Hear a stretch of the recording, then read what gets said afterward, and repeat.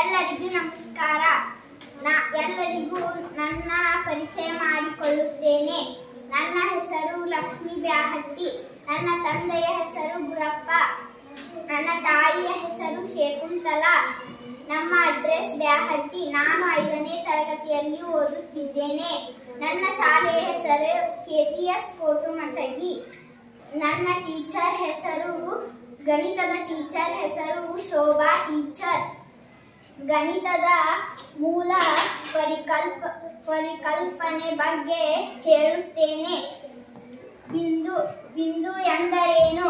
ಉದ್ದ, ಅಗಲ ಮತ್ತು ದಪ್ಪಗಳನ್ನು ಹೊಂದಿಲ್ಲದ ಕಾಲ್ಪನಿಕ ಚುಕ್ಕೆಗೆ ಬಿಂದು ಎನ್ನುವರು. ರೇಖೆ ಎಂದರೇನು? ಬಿಂದುಗಳ ಗಣವನ್ನು ರೇಖೆ ಎನ್ನುವರು. ರೇಖೆಗಳ ಪ್ರಕಾರ ಸರಳ ರೇಖೆ, ವಕ್ರರೇಖೆ. ಸರಳ ರೇಖೆ ಎಂದರೇನು? ನಿರ್ದಿಷ್ಟ ದಿಕ್ಕನ್ನು ಹೊಂದಿರುವ ರೇಖೆ. ವಕ್ರರೇಖೆ ಎಂದರೇನು? ನಿರ್ದಿಷ್ಟ ದಿಕ್ಕನ್ನು ಹೊಂದಿಲ್ಲದ ರೇಖೆ. ಕಿರಣ ಎಂದರೇನು?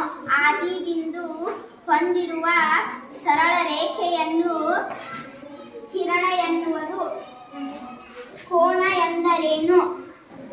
ನಿರ್ದಿಷ್ಟ ಬಿಂದುವಿನಿಂದ ಹೊರಟ 2 ಕಿರಣಗಳ ನಡುವಿನ ಅಂತರವನ್ನು ಕೋನ ಎನ್ನುವರು. ಕೋನಗಳು ಪ್ರಕಾರ ಯಾವುವು? ಕೋನಗಳಲ್ಲಿ 6 ಪ್ರಕಾರಗಳು. ಲಘುಕೋನ, ಲಂಬಕೋನ, ವಿಶಾಲ ಕೋನ, ಸರಳ ಕೋನ, ಸರಳಾಧಿಕ ಕೋನ, ಪೂರ್ಣ ಕೋನ.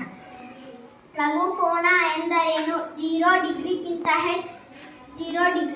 ಹೆಚ್ಚು 90 ಡಿಗ್ರಿಗಿಂತ ಕಡಿಮೆ ಇರುವ ಕೋನವನ್ನು ಲಘು ಕೋನ ಎನ್ನುವರು. ಲಂಬಕೋನ ಎಂದರೇನು? 90 ಡಿಗ್ರಿಗೆ ಸಮನಾಗಿರುವ ಕೋನವನ್ನು ಲಂಬಕೋನ ಎನ್ನುವರು. ವಿಶಾಲ ಕೋನ ಎಂದರೇನು?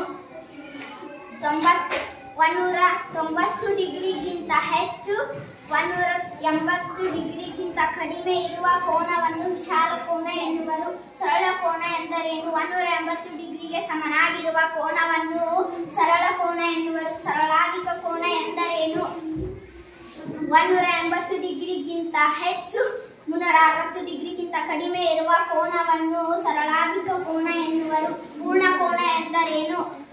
360 ಡಿಗ್ರಿಗೆ ಸಮನಾಗಿರುವ ಕೋನವನ್ನು ಪೂರ್ಣ ಕೋನ ಎನ್ನುವರು. ಎಲ್ಲರಿಗೂ ನಮಸ್ಕಾರ.